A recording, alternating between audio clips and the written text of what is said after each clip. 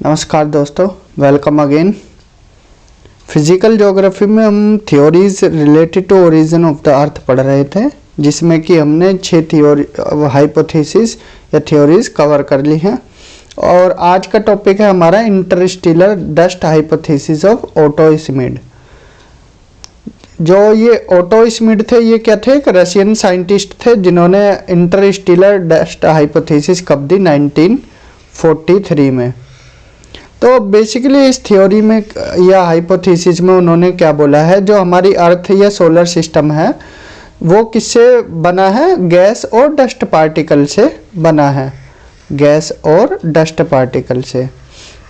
लेकिन इनका जेनेसिस क्या था ये अब तक एक्सप्लेन नहीं हुआ है। ठीक है, श्मिड ने ये एक्सप्लेन नहीं किया था कि इनका जेनेसिस कहाँ से हुआ, ये गैस का और डस्ट पार्टिकल्स का। तो इस हाइपोथेसिस पे आगे चलने से पहले हम दो चीज़ें बता देते हैं। एक तो डार्क मैटर, क्योंकि ये आगे हाइपोथेसिस में आएगा। तो डार्क मैटर क्या होता है? ये क्या है? एक तरह से हाइपोथेटिकल फॉर्म ऑफ मैटर है। हाइपोथेटिकल, अब क्या है हाइपोथेटिकल फॉर्म ऑफ मैटर? जिसका अब तक पता नहीं लग पाया है, जिसका अब तक पता नहीं लग पाया है कि ये होता कैसे है, अब तक पता नहीं लगा पाए हैं।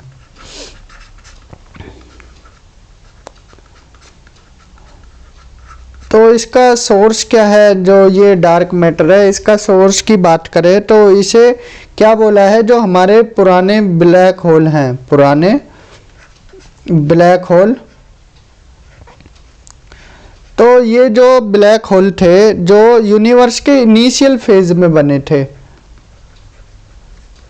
जब यूनिवर्स का ओरिजिन हुआ तो यूनिवर्स के इनिशियल फेज में जो ये ब्लैक होल बने थे, तो यही क्या है? डार्क मैटर का सोर्स है, source of dark matter.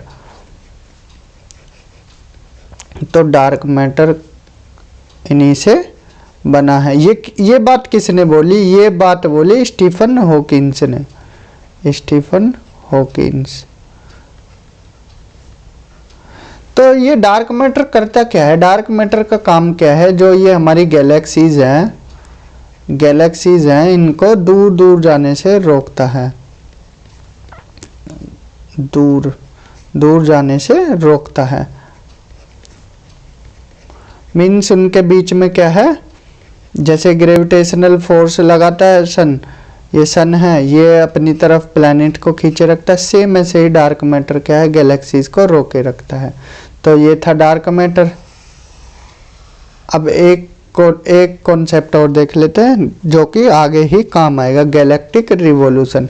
Galactic revolution क्या होता है? गैलेक्टिक रिवॉल्यूशन को हम क्या बोलते हैं? इसको गैलेक्टिक ईयर भी बोलते हैं, गैलेक्टिक ईयर, या फिर इसको क्या बोल सकते हैं? कॉस्मिक ईयर भी बोल सकते हैं, कॉस्मिक ईयर।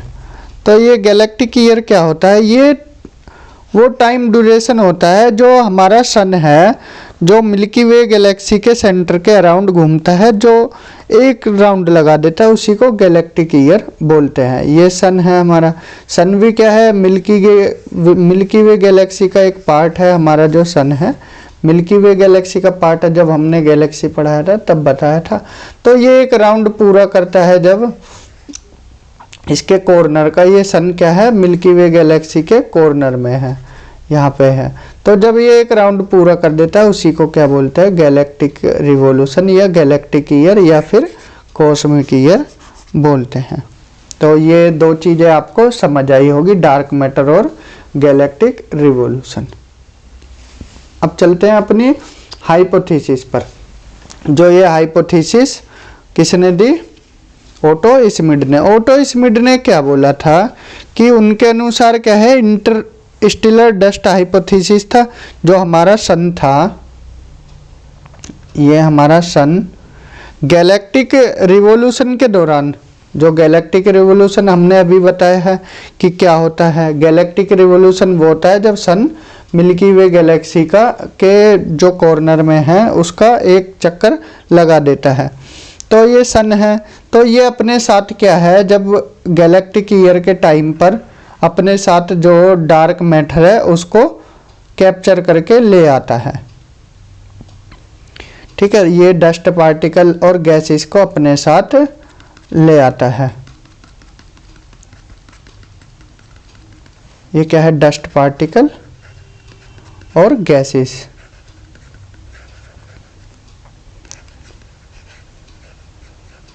तो ये जो डस्ट पार्टिकल और गैसेस है, या इसको क्या बोल सकते हैं, डार्क मैटर है, इसका अपना एंगुलर मोमेंटम था, इसका अपना एंगुलर मोमेंटम था।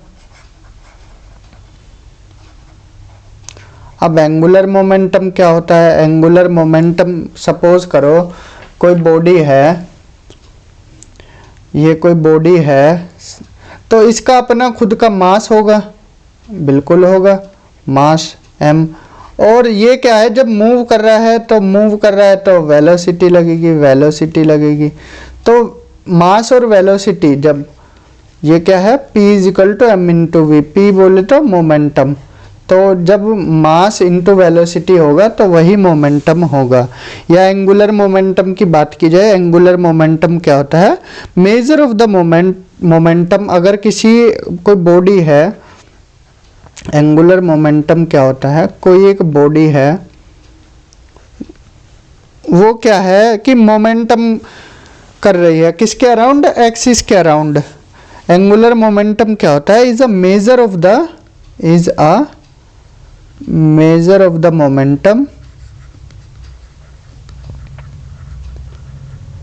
ऑफ एन ऑब्जेक्ट, किसी एक ऑब्जेक्ट का जो मोमेंटम है, of an object around it axis, around an axis. तो यही एंगुलर मोमेंटम है। तो ये जो डस्ट पार्टिकल और गैसेस थे, इनका अपना खुद का एंगुलर मोमेंटम था, और सन इनको क्या है, कैप्चर नहीं बोले तो सन इसको अपने साथ ले आया था जब गैलेक्टिक ईयर का टाइम पीरियड था, कैप्चर करके। तो इसके बाद क्या है, ये डार्क मैटर जो है ये रिवॉल्व करना स्टार्ट किया था, किसके, सन के चारों तरफ। ये क्या है, सन के चारों तरफ क्या है, रिवॉल्व करना। जो ये पार्टिकल्स थे, गैसेस पार्टिकल और डस्ट पार्टिकल, ये क्या है, सन के चारों तरफ क्या करने लगे, रिवॉल्व करने लगे। तो इन्हीं डार्क मैटर को जो हमारे ये ओटो स्मिड साहब हैं, इन्होंने क्या बोल दिया था, इंटरस्टेलर डस्ट बोल दिया था। इन्हीं डस्ट पार्टिकल को क्या बोल दिया था, इंटरस्टेलर डस्ट बोल दिया था। किसने, ओटो स्मिड साहब ने। तो बिगिनिंग में जो स्टार्टिंग में डस्ट पार्टिकल और गैसेस क्लाउड थे, वो क्या थे, अरेंज नहीं थे, शुरू में ऐसे ही फैले हुए थे इधर उधर, तो ना ही स्टेबलाइज थे। तो ये क्या है, बस सन के चारों तरफ इधर उधर ही क्या है, रिवॉल्व कर रहे थे। इनका कोई फॉर्मेट नहीं था, ना ही अरेंज थे, ना ही स्टेबलाइज थे। तो ये क्या है, बस रिवॉल्व कर रहे थे, इतना पता है। इसके बाद क्या हुआ, जो गैसेस क्या होती है, जिनका क्या होता है, लेस वॉल्यूम होता है, तो वो क्या थी, डिसेबलाइज थी, मीन्स स्टेबलाइज फॉर्म में नहीं थी, और ना ही वो क्या थी, सिस्टमेटिक वे में थी, सिस्टमेटिक वे में भी नहीं थी। तो और जो गैसेस जिनका वॉल्यूम ज़्यादा था, जिनका वॉल्यूम मोर था या ज़्यादा था, वो क्या थी, स्टेबलाइज थी, स्टेबलाइज, और क्या थी, ये अरेंज थी, सिस्टमेटिक वे में थी। तो इसके बाद क्या हुआ, जो डस्ट पार्टिकल है कंबाइन किया और उसके बाद कंडेंस किया। तो कंडेंस करके जो ये हमारा सन था, फिर से डायग्राम बनाते हैं, और ये बिखरा हुआ था क्या, डस्ट पार्टिकल्स और गैसेस। तो ये क्या है, बाद में कंडेंस हुआ, कंडेंस होने के बाद ये फॉर्म ले लेता है किसकी, फ्लैट डिस्क की फॉर्म में बन गया था, फ्लैट डिस्क की फॉर्म में। तो जो कि सन के चारों तरफ अराउंड कर रहा था। ठीक है, इस पे मोशन कौन कौन से लगे, रोटेशनल मोशन लगा सन का, और ग्रेविटेशनल फोर्स लगी, एंगुलर मोमेंटम जो कि पार्टिकल्स का खुद था, भी पीछे बताया था, P = m/v। तो जो पार्टिकल्स, जिन पार्टिकल्स पे सेंट्रीफ्यूगल फोर्स ज़्यादा लगी, सेंट्रीफ्यूगल फोर्स क्या होती है, जो पार्टिकल्स को बाहर की तरफ फेंकती है। जैसे फैन देखते हैं, फैन हवा कैसे देता है, चारों तरफ को देता है ना, तो ये सेंट्रीफ्यूगल फोर्स लगती है। या फिर आप दूध दही से वो निकालते हो, छाछ निकालते हो, उसमें भी सेंट्रीफ्यूगल फोर्स लगती है। तो जो इन पार्टिकल्स पे सेंट्रीफ्यूगल फोर्स लगी, जिन पर ज़्यादा सेंट्रीफ्यूगल फोर्स लगी, वो क्या है, डिस्क के मार्जिन पे आ गई। ठीक है, जो ये मार्जिन था डिस्क का, तो इसके साइड में आ गए, और जिन पे कम सेंट्रीफ्यूगल लगी वो क्या है, सन के पास में ही रह गए। ये सन है, इसके आसपास ही रह गए, जिन पे कम सेंट्रीफ्यूगल फोर्स लगी, और जिन पे ज़्यादा लगी वो मार्जिन में आ गए। आई होप इतना क्लियर हुआ होगा आपको। तो इसके बाद क्या है, इंटेंस हीट के कारण जो गैसियस पार्टिकल थे वो सन से थोड़ा दूर हो गए, और जो ये डस्ट पार्टिकल हैं इनके बीच में कोलिजन हुआ आपस में। ये डस्ट पार्टिकल है, ये ऊपर जो डस्ट पार्टिकल है, इनके बीच में क्या है, कोलिजन हुआ। जब कोलिजन हुआ तो एग्रीगेशन प्रोसेस हुई, मीन्स एक दूसरे से जुड़ने लगे। इसके बाद क्या है, एम्ब्रियो बना, जो प्लैनेट का एम्ब्रियो है उसका फॉर्मेशन हुआ। एम्ब्रियो के बाद एम्ब्रियो से पार्टिकल्स और चिपकने लगे, एम्ब्रियो प्लस पार्टिकल्स एक साथ आए, तो ये किसका फॉर्म ले लेते हैं, ये बन जाते हैं एस्टेरॉइड की फॉर्म में। एस्टेरॉइड्स बने और उसके बाद फिर से कंडेंस हुए, इसमें पार्टिकल्स और जुड़े, तो क्या बना, प्लैनेट्स बन गए, और यही सोलर सिस्टम का फॉर्मेशन था। आई होप ये आपको हाइपोथेसिस समझ आई होगी। एक बार और बता देते हैं आपको कि स्टार्टिंग में सन था, गैलेक्टिक ईयर के दौरान ये क्या है, कैप्चर करके ले आया किसको, डार्क मैटर को, जिसको डार्क मैटर को डस्ट पार्टिकल या गैसेस भी बोला है, और इसको इंटरस्टेलर डस्ट बोल दिया किसने, ओटो स्मिड ने।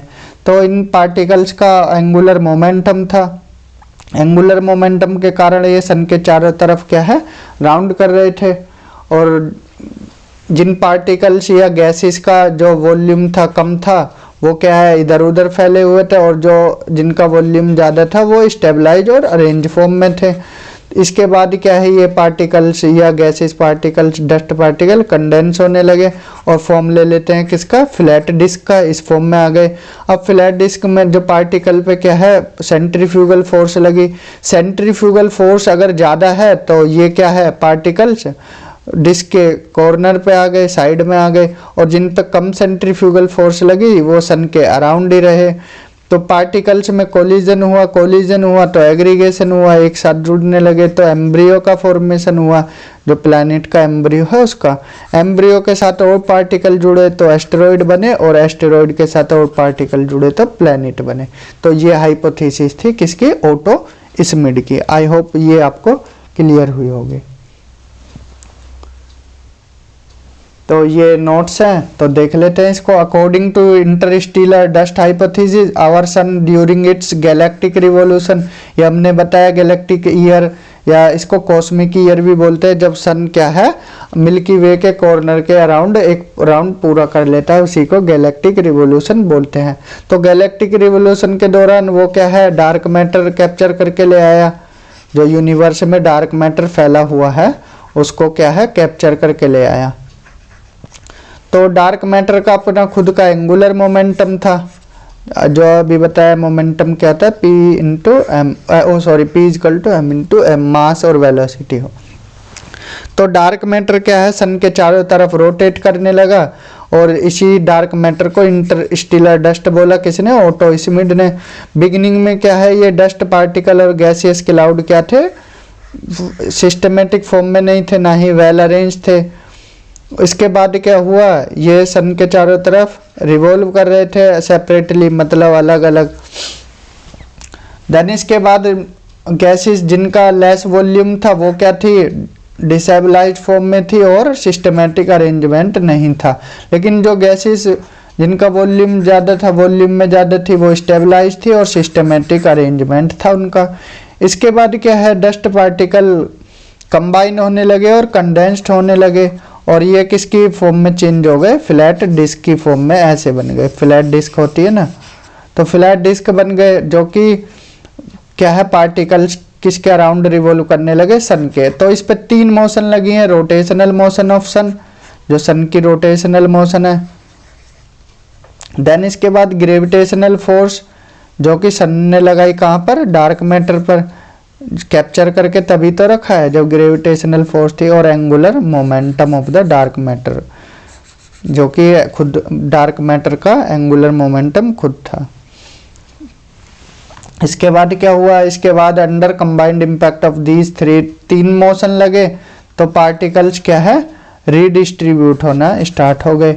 तो जिनके पास पार्टिकल्स के पास जिस पे सेंट्रीफ्यूगल फोर्स ज़्यादा लगी वो मार्जिन पर पहुंच गए डिस्क के, और जिन पर कम सेंट्रीफ्यूगल फोर्स लगी वो सन के पास में ही रह गए। इसके बाद क्या है, इंटेंस हीट ऑफ सन की जो इंटेंस हीट थी उसके कारण गैसियस पार्टिकल सन से थोड़ा दूर होने लगे, डिस्पर्स हो गए, सिर्फ ऑक्सीजन को छोड़ के, क्योंकि ये आयरन के साथ कंबाइन हो गई थी। तो ये डस्ट पार्टिकल है, डस्ट पार्टिकल का कोलिजन हुआ आपस में। इसके बाद क्या है, एग्रीगेशन और एक्रीशन की प्रोसेस हुई, जो बड़े पार्टिकल है उसके साथ छोटे पार्टिकल क्या है, मर्ज होने लगे, जुड़ने लगे, तो एग्रीगेशन हुआ। उसके बाद क्या है, एम्ब्रियो का फॉर्मेशन हो गया, जो एम्ब्रियो बन गया प्लैनेट्स का। उसके बाद एम्ब्रियो के साथ फिर पार्टिकल्स का एग्रीगेशन हुआ, तो क्या बना, एस्टेरॉइड बना। एस्टेरॉइड के साथ पार्टिकल्स का एग्रीगेशन फिर जुड़ने लगे एस्टेरॉइड से, तो क्या बने, हमारे प्लैनेट्स बने और फॉर्मेशन हुआ किसका, सोलर सिस्टम का। ये हमने आपको 2-3 बार बता दिए। Interstellar dust hypothesis of Otto Schmidt अब आपको क्लियर हो गई होगी। तो इवोल्यूशन क्या है, तो जो ये हमारी ओटो स्मिड ने इंटरस्टेलर डस्ट हाइपोथेसिस दी, इसने जो ऑलमोस्ट सारी प्रॉब्लम को सॉल्व कर दिया था, कुछ प्रॉब्लम को छोड़ के। तो इन्होंने क्या है, जो प्लैनेट्स का प्लेन था उसके बारे में बताया, सर्कुलर प्लेन और सिमिलर प्लेन कैसे था, ये सन है, और इनका जो प्लेन है उसके बारे में भी बताया। देन इसके बाद प्लेसमेंट भी बताया प्लैनेट्स का, तो जिनकी डेंसिटी ज़्यादा है, हाई डेंसिटी वाले प्लैनेट है, वो कहाँ पर थे, आउटर लेयर में, यहाँ पर इनकी डेंसिटी ज़्यादा, और जिनकी डेंसिटी कम थी वो सन के पास में ही रहे। तो हाई डेंसिटी प्लैनेट कहाँ पर है, आउटर सर्कल में, जो सोलर सिस्टम का है। और large and peculiar distribution of angular momentum among the planets of the solar system. ठीक है, ये सोल्व की किसने, ओटो स्मिड ने। देन इनका भी क्रिटिसिज्म होता है, ये भी नहीं बच पाए क्रिटिसाइज होने से। क्रिटिसिज्म इनका भी हुआ, कैसे हुआ, तो जो ये ग्रेविटेशनल फोर्स थी प्रिमिटिव सन की, वो क्या है, इनकेपेबल होती है डार्क मैटर को कैप्चर करने में। तो पहला यही था, सिर्फ कैप्चर कौन कर सकता है डार्क मैटर को, बाइनरी स्टार सिस्टम कर सकता है, सिंगल सन इनकेपेबल होता है इतने डार्क मैटर को कैप्चर करने में। तो मेटेरॉइड्स और एस्टेरॉइड कैसे फॉर्म हुए हैं, प्लैनेट को टूटकर। प्लैनेट में जब डिसइंटीग्रेशन हुआ, ये प्लैनेट है, और इसका जब विखंडन हुआ, डिसइंटीग्रेशन हुआ, तभी एस्टेरॉइड या मेटेरॉइड्स बने। लेकिन यहाँ पर इन्होंने उल्टा बोला है, प्लैनेट जो बने हैं वो एस्टेरॉइड और मेटेरॉइड से ना बने हैं। इन्होंने क्या है, जो एस्टेरॉइड से प्लैनेट बना दिए, लेकिन हकीकत में क्या है, जो मेटेरॉइड्स और एस्टेरॉइड्स होते हैं वो प्लैनेट के विखंडन के बाद ही बनते हैं। एक क्रिटिसिज्म ये था। थर्ड वन क्या है, till now no trace of remnants of dark matter. अब तक पृथ्वी पर या किसी और भी प्लैनेट पर डार्क मैटर का कोई भी रेमिनेंट नहीं मिला है। मतलब जैसे मिल जाते हैं ना, कोई भी रेमिनेंट आज तक नहीं मिला है। जैसे मेटेरॉइड्स के मिल जाते हैं, मेटेरॉइड्स, लेकिन अगर डार्क मैटर से हमारी अर्थ बनी है तो अब तक तो मिलना था, लेकिन नहीं मिल पाया। तो ये भी एक क्रिटिसिज्म। तो ये थी हाइपोथेसिस किसकी, ओटो स्मिड की। फोटो इस्मिड। तो यहाँ हमारी हाइपोथेसिस 7 हाइपोथेसिस हमने पढ़ ली है।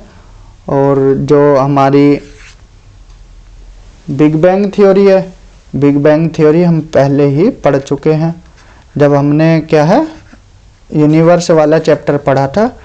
बिग बैंग थ्योरी हमने वहाँ पढ़ ली थी। ये सेकंड लेक्चर है, आप जाकर देख सकते हैं। यहाँ पर बिग बैंग थ्योरी को हमने डिटेल में डिस्कस किया था।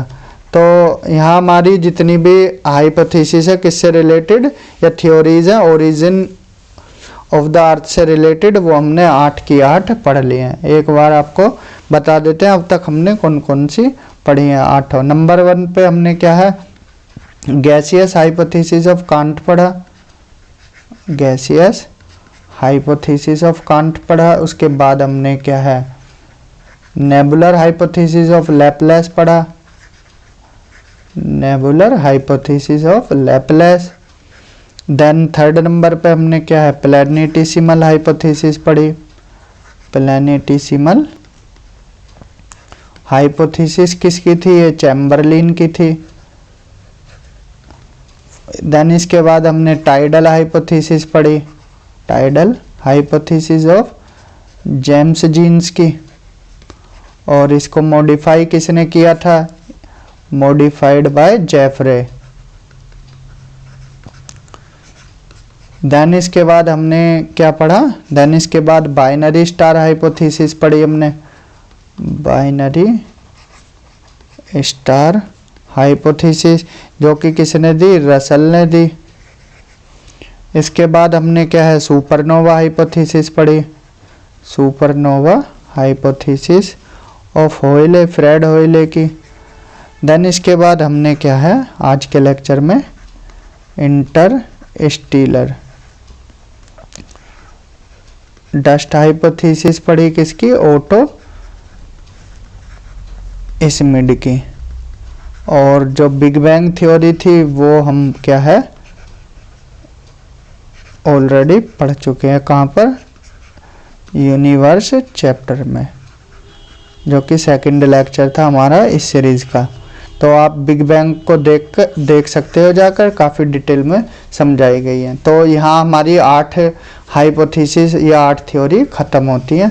तो आज हमारा ओरिजिन ऑफ द अर्थ जो थ्योरीज थी वो ख़त्म होती हैं। तो आज के लेक्चर में इतना ही, मिलते हैं अगले लेक्चर में। Till then bye, have a good day.